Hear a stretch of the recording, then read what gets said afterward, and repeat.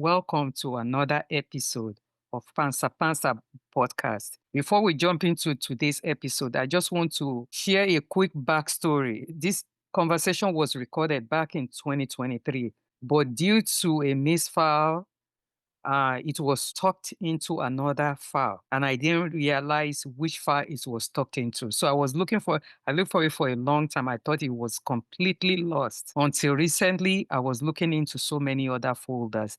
Here it goes, and I found it. And discovered it this year, actually this month. And listening to it again, I was so struck by how powerful and timely this conversation still feels. Maybe even more so now. So instead of just keeping it in my archive, I felt it deserves to be shared with all of you. So here it is, an unreleased episode from the past, brought to light today. I hope you enjoy it as much as I did. It was my conversation with Yewande Richards, and here it goes. Thank you very much. Continue to join us. Please share this podcast with your contact because we have to keep this conversation going. It's so important to our community. Thank you. Welcome to the Panza Panza Forum. In the Yoruba language, the word panza is usually injected into poetry to express an uncomfortable, uncensored, and inconvenient truth. The Panza Panza Forum is candid conversations about the life of African immigrants in America as it relates to their adaptation to their new home. While some may find it easy to integrate and can balance between retaining the original African culture while accepting the culture of their new home, many continue to struggle to find a balance between both worlds. Hello and welcome to Panza Panza Live. This is a podcast where we discuss the lives of African immigrants and their assimilation into Western society as they raise younger generations in a country that is quite different from their own. We also explore the experiences of children of immigrants as they balance the African and Western cultures. We present to you this informative, interesting, and expansive dialogue about the intricate experiences of African immigrants in America. Welcome to Pansa Pansa. I'm your host, Kemi Seriki, and today I'm having conversation with Miss Yewande Richards, a doctoral student at Walden's University School of Behavior and Social Science. Miss Richards recently contacted me after she listened to one of my recent Pansa Pansa episodes on my conversation with Mr. Ngozi Edibom, a fellow Nigerian immigrant, on our experience in navigating appropriate educational setting for our 3 autistic children within New York City public education system. Yewande Richards is presently conducting a nationwide quantitative studies on barrier to qualitative. Thank you. Qualitative study on barrier to family support for African immigrant mothers. Welcome to Pansa Pansa. Yewande, thank you for coming on this platform, for believing actually that a conversation taking place on Pansa Pansa is very important to our community. Thank you for coming here. I really appreciate you coming here and doing your studies also on African immigrant mother with special need and their barrier to respite care. So as I always ask my guests, especially those who grew up in America, can you fully, even though you said you came here at the age of 13, which, you grew up here practically, you fully introduce yourself, talk a little bit about your background to our audience, where you were born, where you spent most of your childhood and your adult life. Okay. Well, first of all, I'm grateful to be here and grateful to be able to have this conversation with you because I think it's an important and necessary one. So I was born in Liberia and I'm half Liberian, half Nigerian. So part of my childhood, I lived in Lagos, I lived in Kaduna, and actually our return to Liberia was based on, I believe that it was because we lost my grandmother.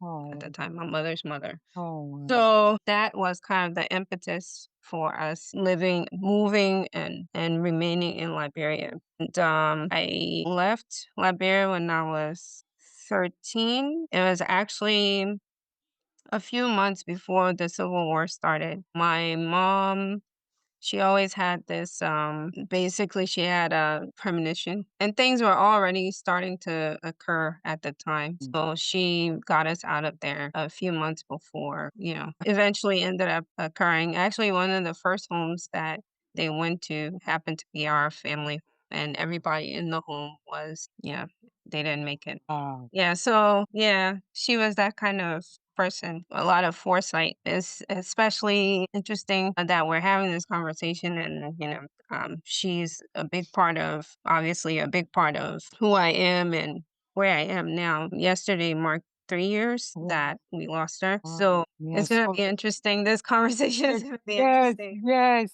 as I kind of reflect on what she did for us. So we leave Liberia, we come here, and we ended up eventually being granted political asylum in large part due to kind of my mom's. She wasn't a full on politician. She wasn't in that world, but our family. And then she was a socially conscious person. She also was an artist, a singer. And so a lot of her music centered around political activism. And so I think that that was one of the between the family connections and things that she had, Wow. espoused in her music. Those were the grounds that I believe we were granted political asylum. So that's how we got our roots here in America. Yeah, that's how And did we she ever publish any of her music released? Yeah, yeah. She's pretty well known in our country and in a number of spheres.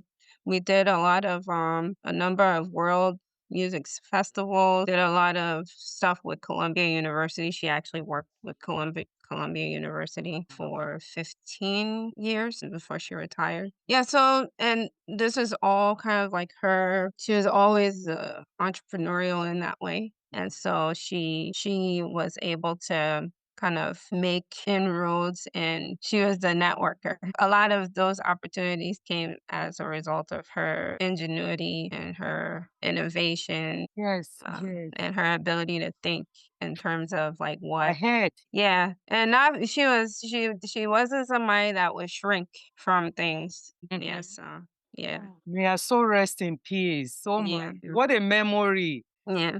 Collection of what she has done when she was alive. Mm. How impactful was her life for her own children as well? And do you have any contact with your dad? That is, I think that's a story that a lot of people can relate to on Yes. some level. It's a deeper conversation that I actually think I want to have today. But in African families, that's something that probably also needs to be talked about. Yes, yes, yes. Yeah. Because the role of fatherhood in Africa has a different definition. And many men are not being held accountable to be a participating parents Mm, responsible for their own children. mm, And I am seeing much of that role also playing in many of our men in America here as well, where many fathers are not actually present in their children's life. And sometimes they could even be within the household, but yes. emotionally lack Yes. connection with their Yeah. children. Yeah, because there's a kind of a distorted view of what it means is basically about control and either you comply with what I think you should be doing or else then we have nothing to say to each other. So that's kind of like the understanding that I've formed over time. You could be excelling and doing everything, but if it's not exactly what they want, then there's an issue. Is an issue. Yeah. And it's part of I'm planning on having community conversation about that. I think it would be a huge thing because it also impacts young women and a lot of the decision making that occurs in the time that they're connecting and deciding who they want to potentially partner with and so forth. All those things are all intertwined and they can really make or break a person and their life outcomes. And I've spoken to maybe few of our children who grew up here or brought here at a very young age, born here. And many of them are having difficulty marrying their fellow African children, African male who grew up here like them, or because of what they saw at home, because of the relationship their father had with their mother, they also have with their father. And it kind of paints a negative picture of what marriage is supposed to be like. Right. Part of what the conversation we need to have in our community is very, very important. Thank you for sharing that. Thank you. I appreciate it. So before we talk about your research, I would love for us to discuss your immigrant identity, your Black experience, the experience growing up in America in an immigrant home. For audience who may want to know, can you talk a little bit about your childhood growing up in an immigrant home? What would you say are the challenges or the struggle of being a child of an immigrant growing up in this country?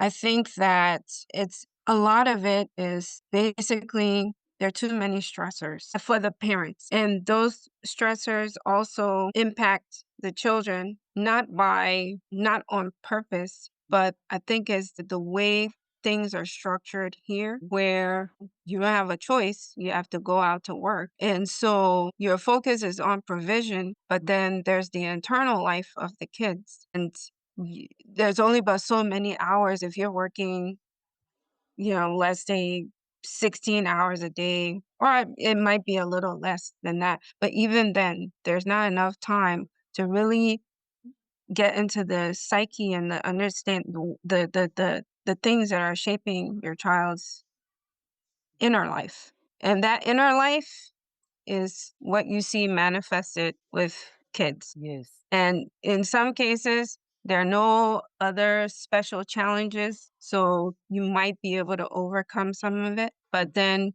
there are things that there are hidden challenges that kids face, like with mental health, with behavioral challenges that haven't been identified. There are exposures. If you're dropping your kid off to a babysitter and while your child is at the babysitter, they experience being molested. There's all kinds of ranges of things that you're open to because you have to provide for your children. So I'm not necessarily framing this as far as my experience.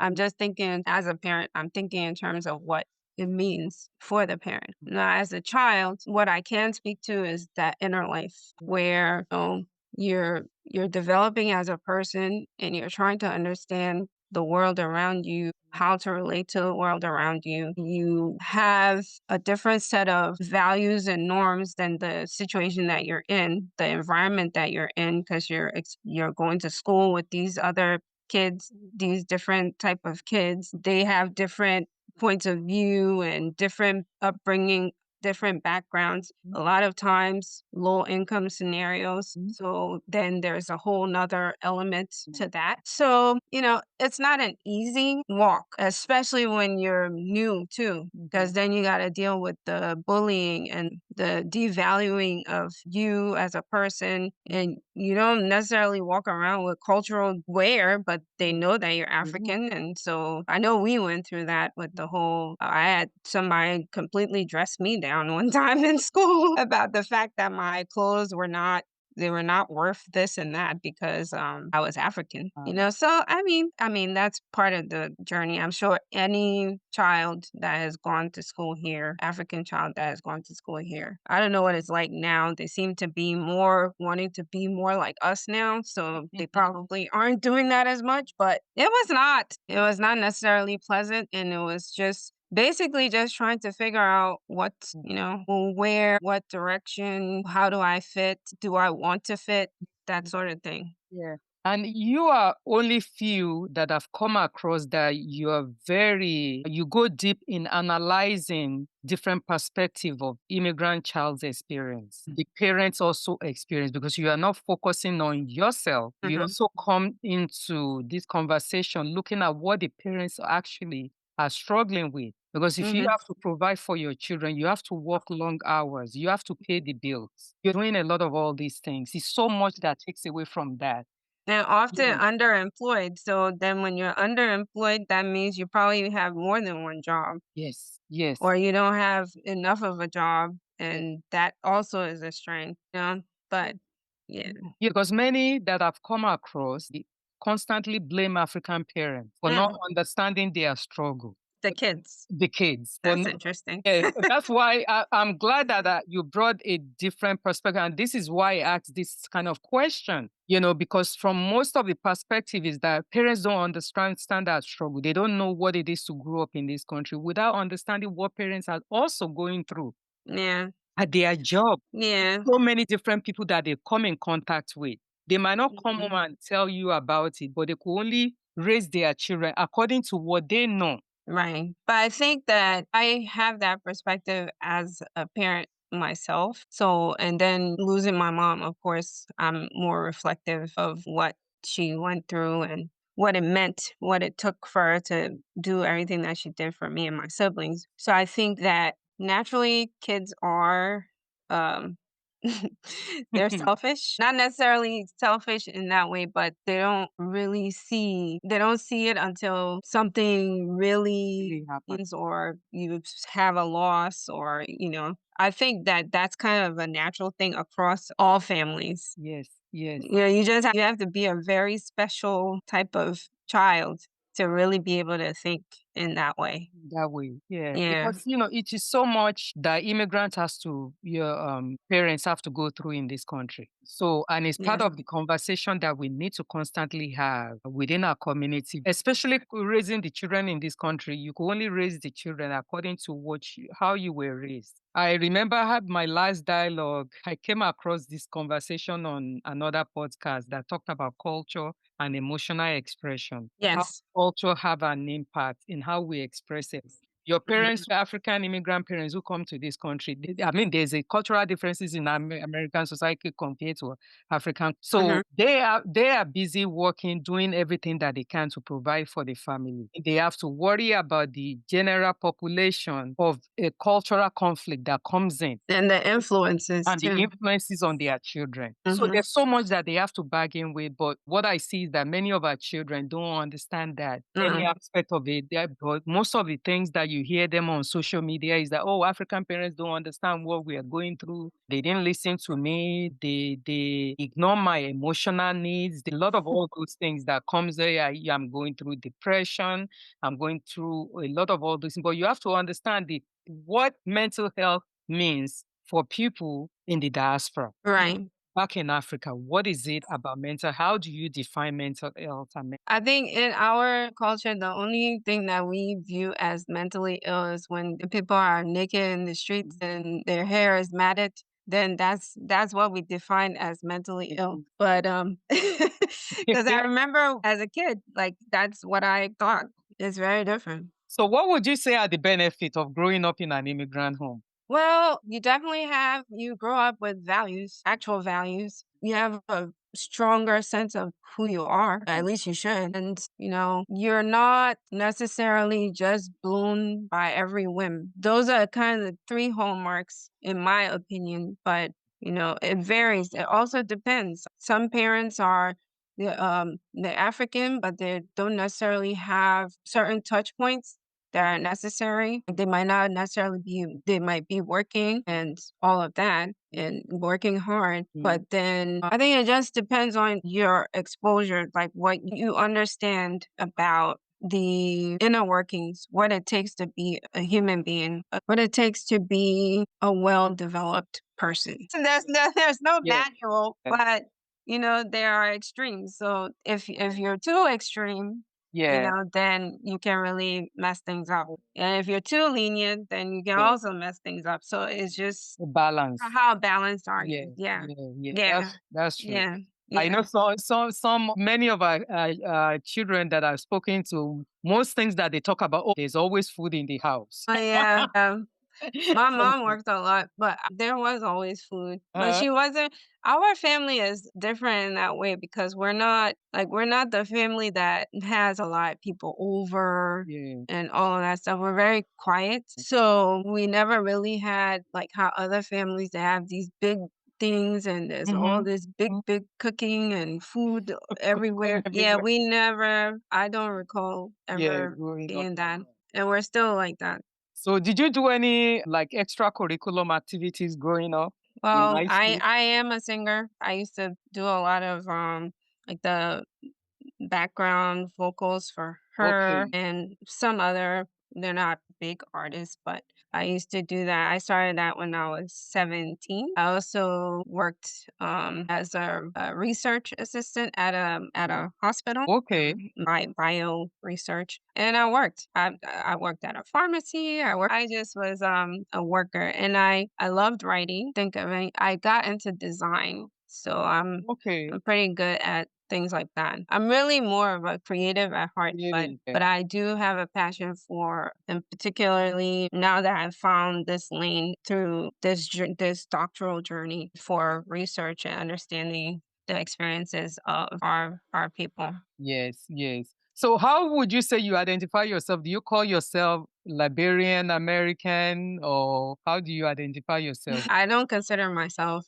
an American. Okay. I am an American, but I don't Yeah, label myself an as an American. American. Okay. So, just one last quick question about parents. Knowing that many African parents do not like to dive into uncomfortable conversation with their children, especially African immigrant parents. Can you think back to your childhood? What conversation would you have preferred that your parents have with you growing up? That's a funny one. Well, the most non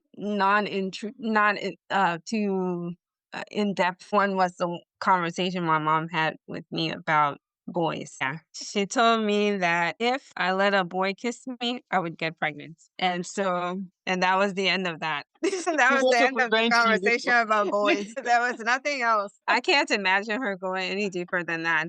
That's African parents. That's the only conversation they will have Yeah. for you when it comes to, Yeah, you're you gonna know. get pregnant, and that'll be it. Yeah, that's it. Yeah.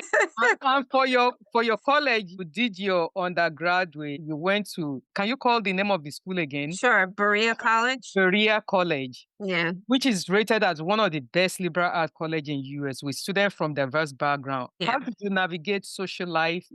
Explain that college because it's so unique Mhm. in terms of their setting, the setup. Yeah. Because I watched the documentary about this college on, was it 60 Minutes of one of those? Yeah, we I were was, on 60 yeah. Minutes, and there have been a number of press releases and press the documentary, like you mentioned. There's been a number of things highlighting the school because of its unique model, and they produce such great people. Some really, really phenomenal people come out of that school. And it's a tuition-free school. It wasn't necessarily the first school that I wanted to go to because it was in Kentucky. I had heard about it. Actually, my dad wanted me to go there, but I ended up going to a school, basically grew up in New Jersey. So I went to a school named Uppsala, and that's the school that I chose to begin with, and they went bankrupt.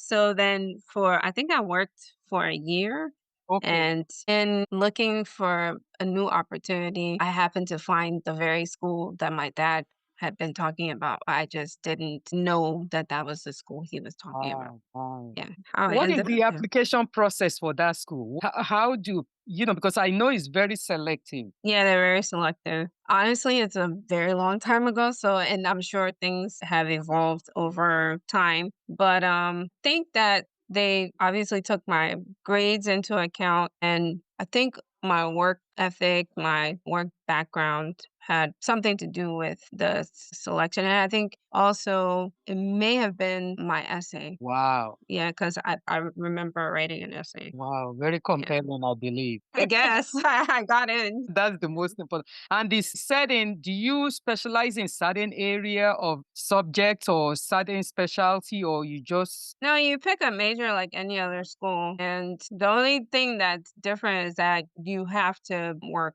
okay? It's service learning model, so we kind of our labor, so to speak, helps run the school, and make sure the machine is running the way it should. And in that, we find opportunities to build experience. Like I think I worked as a radiology technician, Wow. support person while I was there. But I did a number of things that were because I was pre-med. Oh, wow. And so I did a number of things that were in line with that, and I got the opportunity to do. And then I also worked with this student group called Students for Appalachia. So they did a lot of environmental projects and so forth. So I was involved with that. I was involved with the choir. I was Wow. involved with So the African Students Association. wow. Yeah.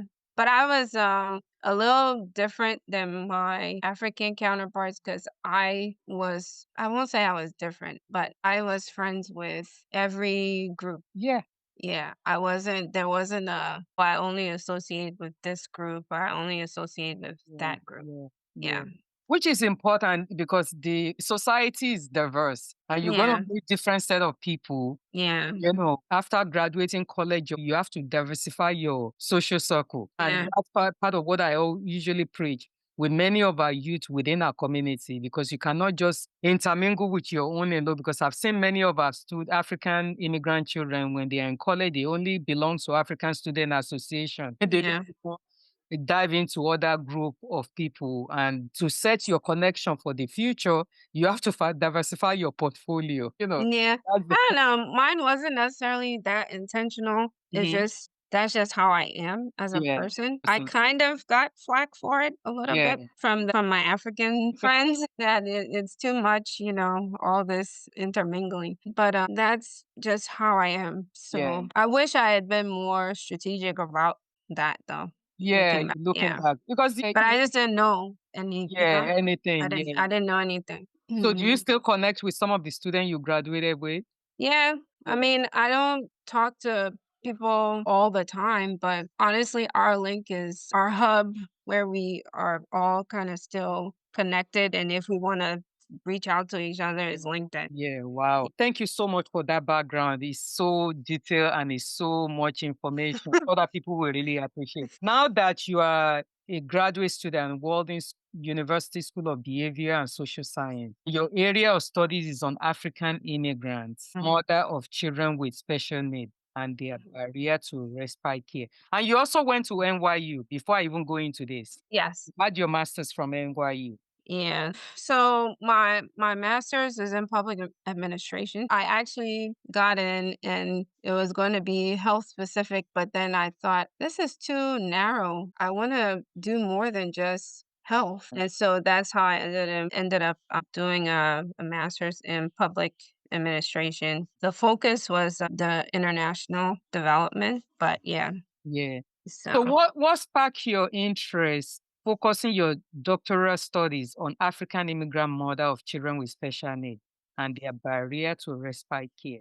Okay, so when I chose the topic, it was basically trying to understand a need and a gap in a service within our community. At that time, my son wasn't diagnosed. So it wasn't a personal, there was nothing personal behind the decision for the topic. As I began the journey of working on doing the research and working on my dissertation, that's when the diagnosis occurred. And so then I became one of the people I was studying. So I just wanted to understand whether we are able to access the same services as other immigrant groups, other populations, because the needs are extreme depending on the severity of the child's situation. The needs can be very extreme. And if you're not able to access services, just thinking in terms of what that means for you as the mother, and we tend to be the primary caregivers. So just being able to cope and manage the stress of taking care of a child with these kinds of challenges. And a lot of times they're not the only child. Yeah. So respite care is basically a service that allows you to be able to take a break. Yes. Right. So that's why it would be something that I would think someone in my or any other mom with a child with special needs or extreme needs would need. But what I found is that all the other developed countries have done work around this to understand what, not even necessarily respite care, but they have taken the time to try to understand what is happening with African immigrants, their health, services that they might not be able to access. Even just having the conversation and understanding, okay, we don't have access to these services. Yeah. Those things are documented in other developed countries, not here, not in America. So it made me think, like, why, why is that all these other developed countries have taken the time to do this work. You know, it might not be hundreds of participants, but they were able to at least glean information that can inform the policies and programs that they are implementing there that impact those African communities and their families. But here, no. And so that's one of the things that made my study unique. And so I kind of decided, okay, this is going to be something that can really benefit our folks, and we get to understand what the challenges are. Race a role, you know, what are the structural issues? And as I moved along, I found that race is an issue, but we also are an issue. We're also an issue because I'm going to take this in three parts. Because I think that a lot of times we are so focused on, you know, our Ivy League big titles and adjacency to wealth, adjacency to whiteness, and all of that, that we forget that we're no different than the other Black people here. They That's right. view us the same. The reason that there's no research on us is because we're all bunched together along with everybody else. Yep. So there's no differentiation between us and the other groups. But then the second part of that is that I feel, well, not, it's not a feeling. My observation is Yes. that our counterparts in other developed countries, I don't know how open they are to doing these studies and participating in these studies, but they do, there has been obviously some success in having them be a part of the process of identifying wherever issues are being explored. It has been quite eye-opening because my study has an incentive that is unheard of. It's $100 for a participant's time. Yeah. Okay. Weighing the, you know, just thinking about the trade-offs, thinking about what the participant, what their life looks like, and what it means for them to take that time to sit down with me, right? And even with that, it's been like pulling teeth to get people to participate. So if you're not willing to discuss, or you're not willing to, even if it's I don't want to get jumbled. Even if it's not my project specifically, but the willingness to discuss issues and let people understand your stories, your experiences, not because people want to know your business, but because that data is going to help change something that can make life easier for you. But I'm not really sure how you get to you get to change the mindset when you're trying to explain that to. You brought so much important points as you were talking. Other European countries that they already providing extended services for Yeah, many immigrant community. Canada too. Canada, do you believe that those Australia, Canada, even Asiatic countries yeah have do you, done their work. do you believe the reason why those services were in place for immigrants, African immigrants or immigrant of color is because they actually advocate for those services? Yes, because they are actually participating in the process and someone is advocating for them so that those things can be, at least, even if it's not solved or it's not necessarily in the research, it's not necessarily that they're getting everything that they want and there's a robust movement around them, but it's just, even just the conversation, you know, just to be able to start to begin to think, okay, how do we fix this part of the equation so that somebody doesn't have to be in a circumstance where they have multiple kids with challenges and no services. No services.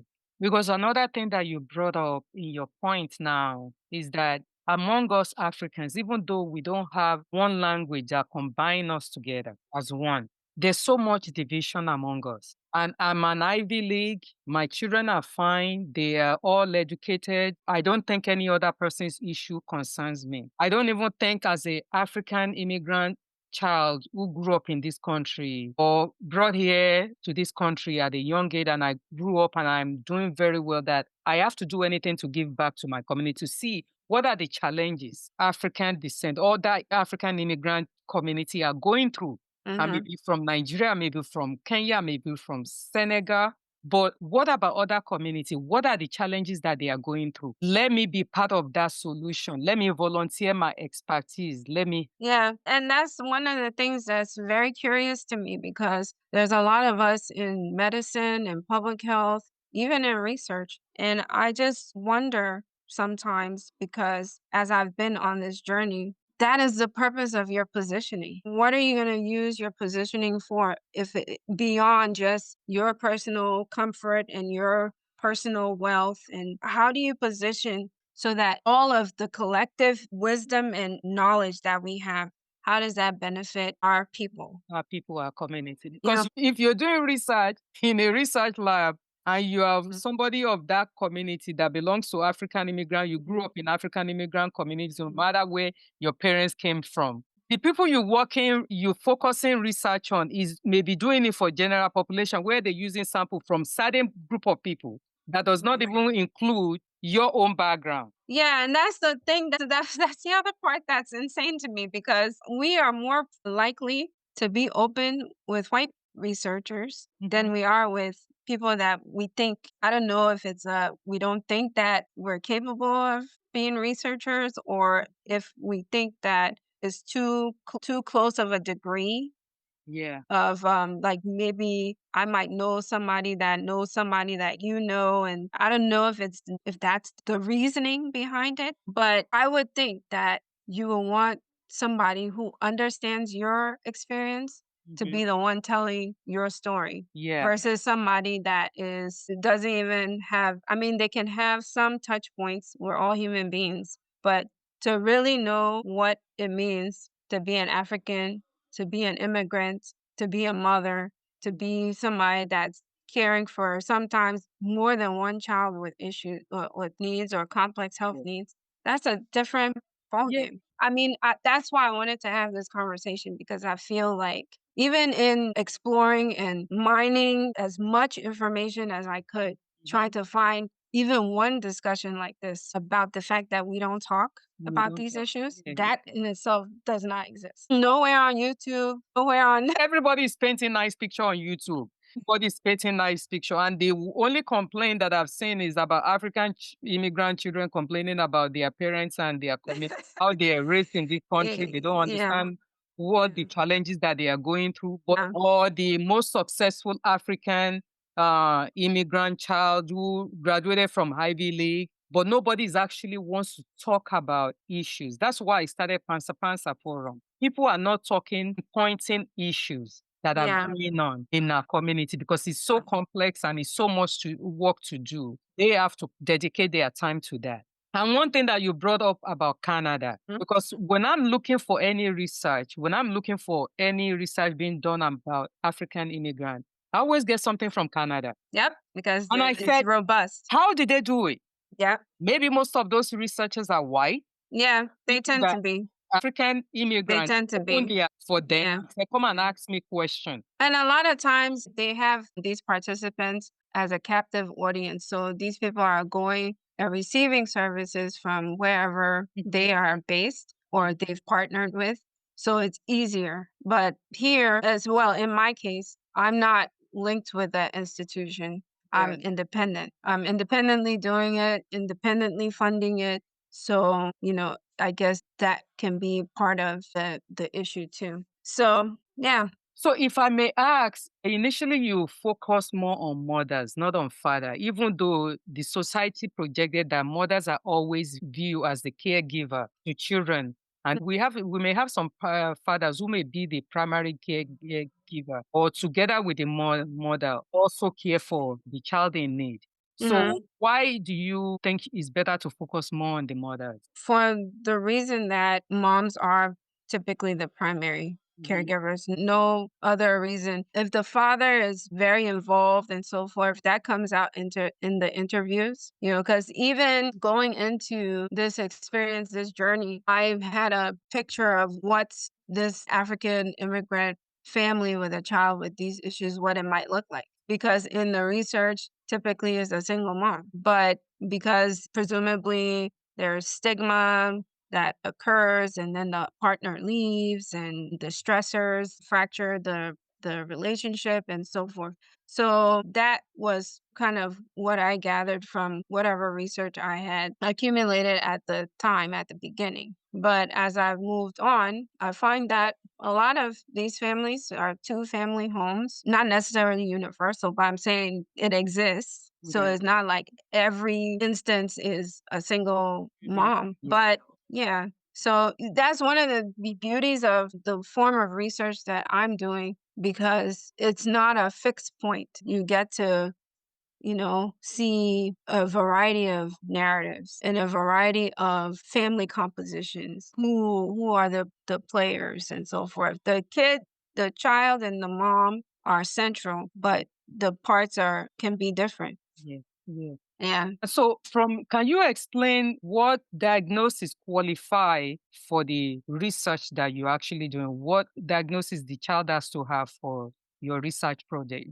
Okay, so they have to have a complex health need. So something that would warrant the need or necessitate the need for a service like respite care or some type of family support service. So if a child has congenital heart disease, they would fall in their mom would meet the criteria. If a child had autism or any kind of neurodevelopmental disorder, their mom would meet that criteria. In the most recent research that I found, in terms of, because that's another thing, tracking what chronic diseases most affect us is kind of, I think the last research that I am aware of was 2017, which is, I believe is still because you're supposed to just focus on the most recent, the 5 years. Yeah, so where it might be antiquated, but in that research, they found that our kids are most prone to cerebral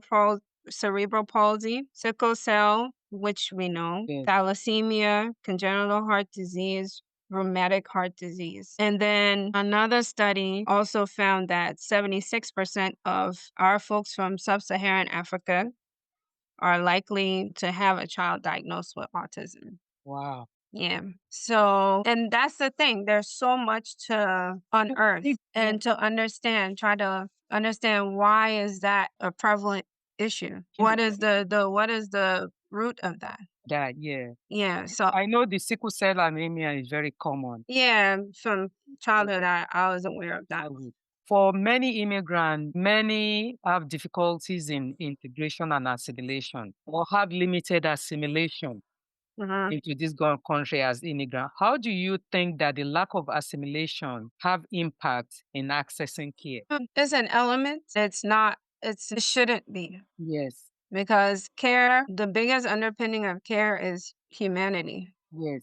So whether someone is assimilated or not shouldn't negate or exclude them from getting the care that they need. I think that is an excuse, is a cop-out.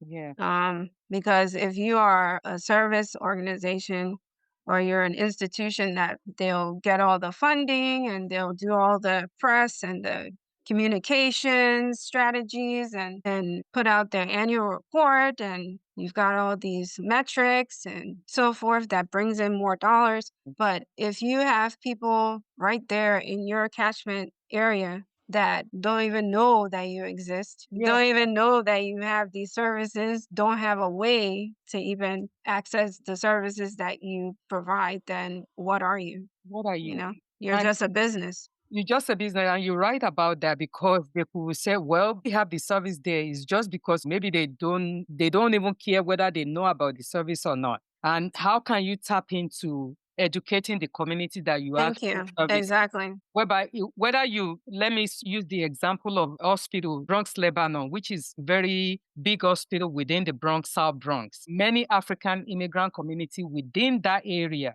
churches, African churches, and there's also African mosque, whereby they could easily find out, how can we educate this community? How can we hire even part of their community to be a connection to educate this community that these are the services that are available for them. So if those hospitals are not reaching out, there's no way they will be able to know. Yeah, and that's one other thing in terms of like that's actually one of the core questions that I ask in my research, trying to identify what the hospitals are communicating to these mothers, like in terms of linking them with services. That's one of my key questions, trying to understand who is the key communicator, who's bridging them to these services, if they are, how they're doing it, is there a sustained effort, and so forth. So So you mentioned respite care, right? Which is what you based on. So can you explain to many of our listeners who may not understand what is respite care?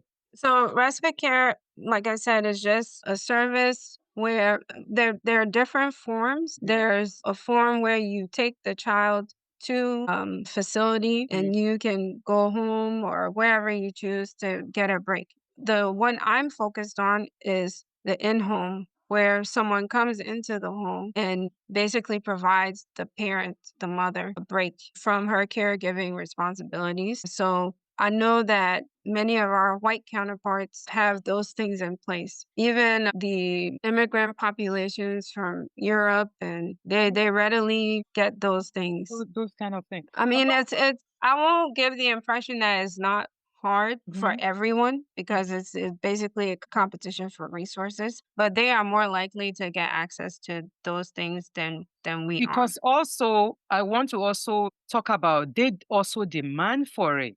Yeah. Because when I've listened to many podcasts where many of the parents form their own group of conversation, whereby they feel that they have support group for each other, where even the parents, after the children were maybe in respite care, the parents gather together, they have conversation together, they share information of what is available out there, what is not available. If it's not available, how can they go ahead and advocate for themselves and get all those services? Because one thing with a capitalistic system that I realized after spending so many years in this country, whether you are black or white, the system will screw you up if you don't know what you actually need. And if you don't know. If you don't know, because it's all about finding out the information, be consistent with what you want. It's all about that. And I'm so glad that we are talking about this. So in your observation in the research around our health and family access to care, can you further explain to our listener in terms of what you've come across in terms of a lack of access to care? So what I see thus far, because it's still ongoing, it's easier for the folks that have an education, have certain access to, they're not poor. Because one of the narratives in the research from other parts of the other developed countries is basically that we're all poor and so forth. That's not the case. So the closer you are to money, whiteness, and you have some like a meaningful career, substantive career, the less likely you're going to be dealing with. You're not even, it's not even something that you even consider where you live. Like if you live in a nicer area, you will likely have a better scenario. Not necessarily that you would get that, but this particular service that I'm focused on, but your experience will not necessarily be the same as someone that's in a lower income neighborhood, not surrounded by white friends. I had one scenario in this journey where basically this person leverages their white friends to get the services that they need. So that's the only reason that they're as situated, because the white friends go in front and talk for them. Yeah. So that's what I'm observing so far.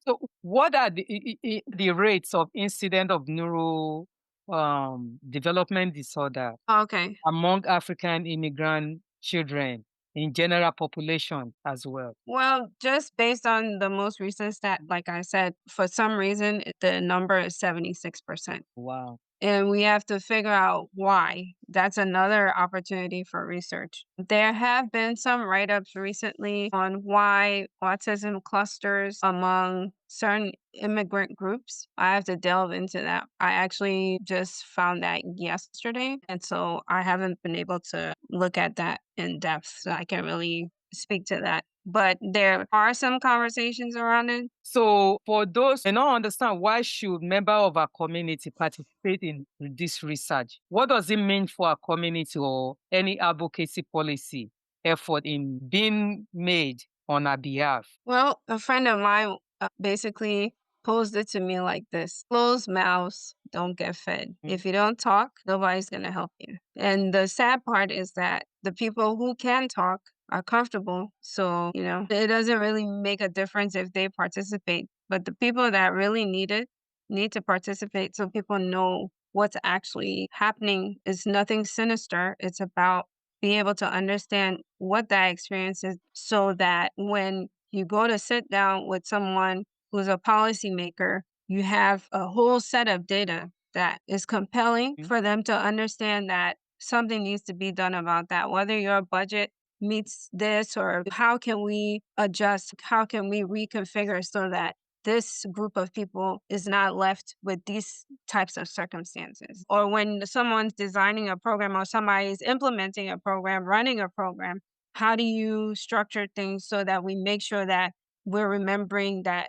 this pocket of people has this limitation and we need to make sure that we can meet their need because they are part of our constituency. They're part of our community. Yeah. Just because they're African doesn't mean that they're not a part of the community. We live here. We all live here. We all live here. And each person have different challenges because if they're designing program for people of color, of course, they will, everybody, whether Together. they're immigrant or anything, Together. everybody is together. But there's also different challenges. And different cultural Cultural. elements. Love this word, cultural competency and Yeah. the diversity and whatever. But what does that really look like? Yeah. In the true sense, what does it mean for these people that you're serving?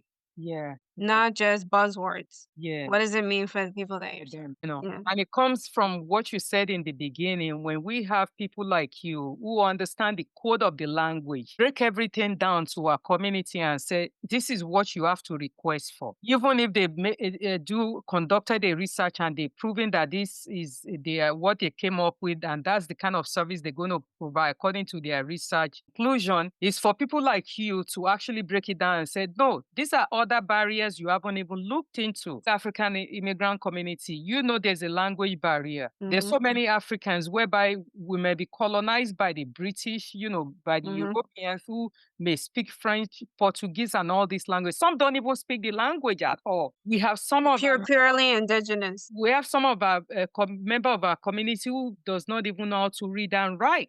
And they have a lot of all these issues going on. How do you reach those people? But if we are not coming together as one, as a member of the community to understand that whether you are educated from Harvard or you went to Yale or you graduated from Oxford, that you need to come back to the community and see how you can render your expertise in your community and be able to bring it out and say, this is part of what I could advocate for my community and this is what I think would be beneficial for them. Then there's no point. Then, there's so much that is going to be swept under the rug. So much services they could have been receiving that will be swept under the rug. And that also comes to so much of why we should have more of this discussion regularly.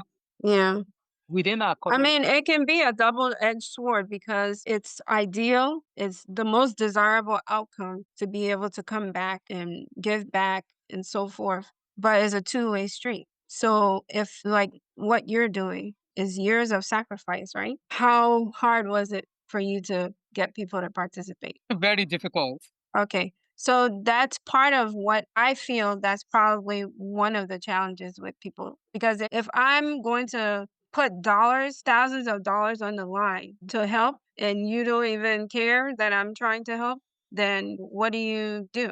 What do you do with that? And that's the other side of it. Yeah. And it is so important. One thing that I also see among the African American community, when it comes to talking about issue of, even now they are so big on mental health, and they integrating into their religious organization like Yes. churches to actually Yes. educate pastors Yes. about the need for these services within their community. They're also going to barber shop, actually training barbers on how to talk about mental health with their customers, and give them flyers of, okay, this is where you have to go to address some of these issues. And all of this is a product of research, product of policy advocacy, a product of policy making, program development, program implementation.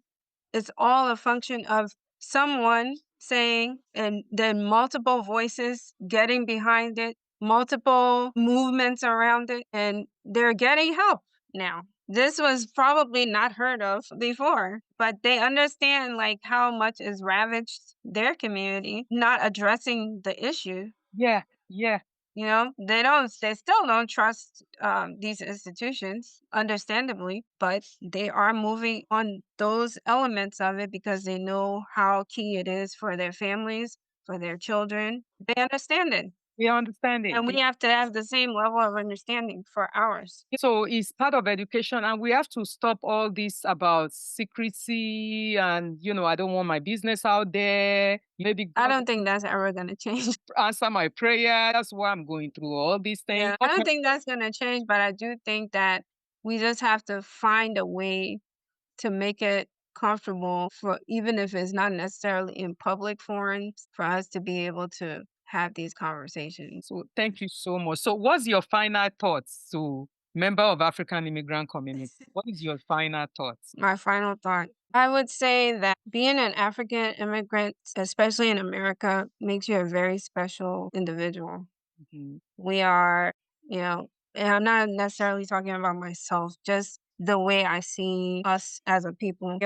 Sometimes I get lost for words because I'm so stunned by how not just beautiful we are as people, but just it's so much excellence, like innate excellence in us. And we shouldn't continue to allow ourselves to be shortchanged by our own self-imposed limitations. And I mean, we already have enough stacked against us. Whether we have the Ivy League or the big title and the 300 million investment, this and that, we are still who we are fundamentally at the end of the day. So, I hope that one day in the near term, we can begin to move as a collective and really be our brothers' keepers, our sisters' keepers in that way, and participate in processes that will help us as a people. Yes. So thank you so much for that closing. Thank you so much. So how can our listener connect with you if they further wants to learn about this research or even volunteer to be part of? I can provide my information, and you can post it along with when you release this. Yeah, I'm not a social media person. Social media person. You'll not find me on there. I know I'm fine. Pastor continue to normalize conversation about importance of community engagement about African immigrant experiences in America. As I always say, as we publicly continue to discuss difficult issues within our community, we're shredding away stigma associated with uncomfortable dialogue. Thank you so much, Yewande Richards, coming to Pansa to talk about your research work and for sharing your wisdom with our community. And I think those who will listen to this will find this information very valuable. And I think through this, I hope many of our community members will start changing, and we understand that there's a need for us to come together collectively to talk about the issue and to continue to push forward for those who are in need within our community, because one hand has to wash the other ones. Thank you. Yeah. Thank you so much. Thank you for tuning in to this episode of Panza Live Podcast. We hope to have you back with us in the next episode as we continue to explore the nuances of the African immigrant experience. If you'd like to connect with us, you can email us at talk@pansapansa.org. That is TALK@PANSAPANSA.org. And follow us on Instagram at pansa.pansaforum. Until next time, remember to spread kindness and love. Thank you and take care of yourself.